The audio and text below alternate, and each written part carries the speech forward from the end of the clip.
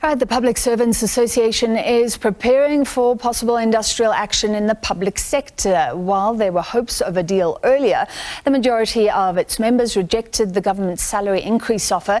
Now, you'll recall during the midterm budget, the Finance Minister said government had budgeted for and would be implementing a 3% salary increase. That includes a cash gratuity that averages around R1,000, but that will end in March next year. Now, since the PSA issued a strike notice on Monday, it is able to strike thereafter from this Thursday, November the 3rd. To discuss, we're joined by PSA spokesperson Claude Naike. Mr. Naike, thank you for being with us. Is this going to happen? What can we expect on Thursday?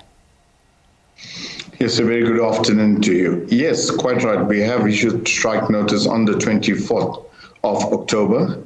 Once the 7 days expired, which is around the 3rd and 4th of November, we definitely will be starting our program of action of industrial action.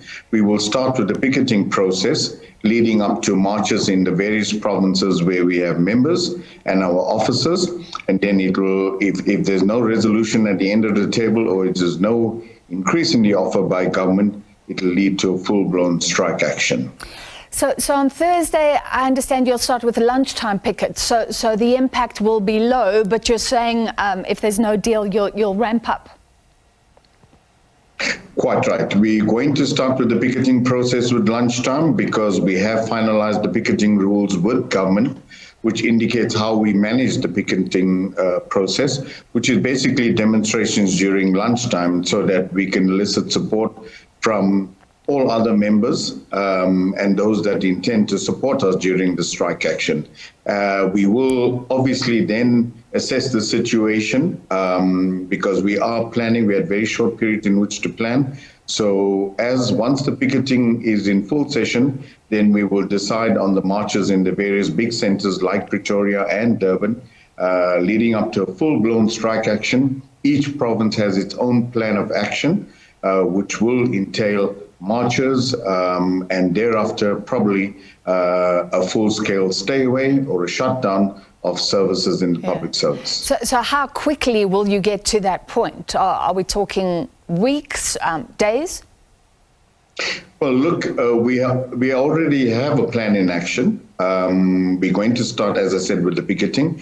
We're going to target specific dates on which we're going to decide on different programs of action. A march definitely will culminate around the 10th and 11th of March in all the provinces. It'll be in unison in all the provinces. Then each province will decide on their plan of action going ahead from the 10th of March. This might go up to a week and 2 weeks, and then we will assess the situation thereafter.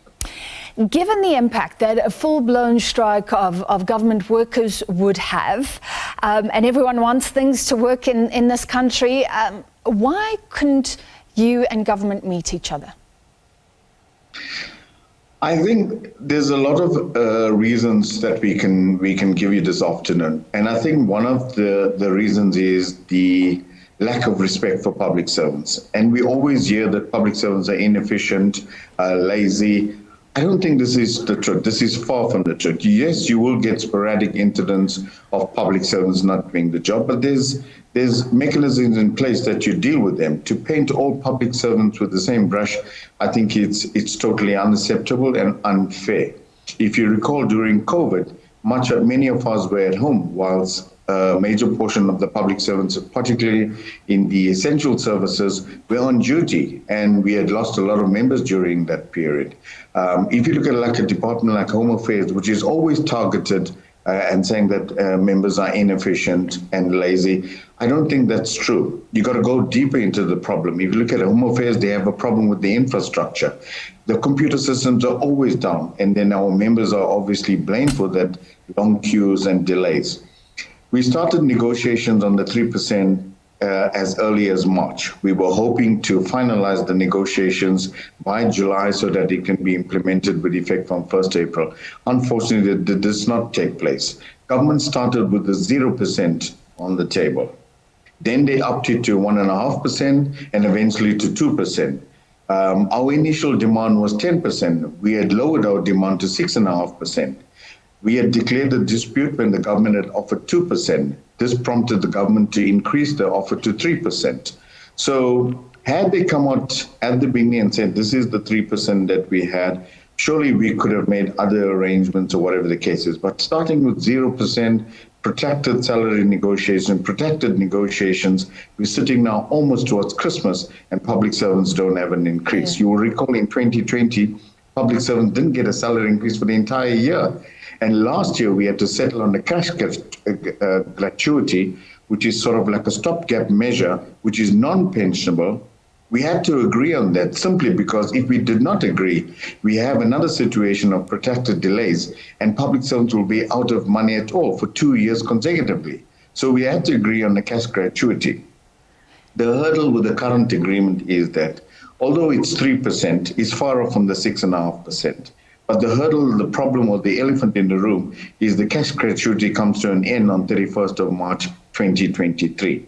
If next year there is no proper salary increase, or if there's also a lengthy delay in finalizing the salary agreement for next year, then public servants will be totally out of pocket because the cash gratuity comes to an end on 31st of March 2023. Now that is a big problem for us because it will leave public servants worse off before we actually started negotiations. So I think that's where the problem and the hurdle is. If we could overcome that, and if government could up 3%, I think we could find each other. Yeah. Unfortunately, we've been negotiating for several months now, and there's no end to this. All right, and is there any signs that government is open to talk? There is this unilateral move now. Will that 3% be in the salaries of public servants by the end of the month? Do you know?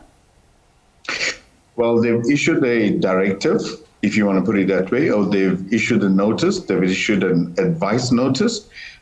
Basically, it's an issue that has angered the unions because only once more in the negotiation stage where the government has implemented the offer unilaterally.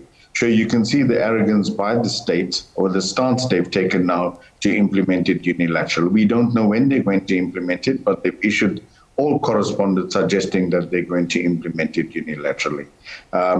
If this is a stance they're going to take, it's going to be the end for collective bargaining process in this country, because if we do negotiate next year and we don't reach an agreement, government can then say, listen, we're going to implement unilaterally. Yeah. So what's the purpose of negotiating at the end of the day? This is the only ammunition. This is the only recourse that we have, is to go on industrial action. All right. Thank you very much for outlining exactly what the plan is. Public Servants Association spokesperson Claude Naike.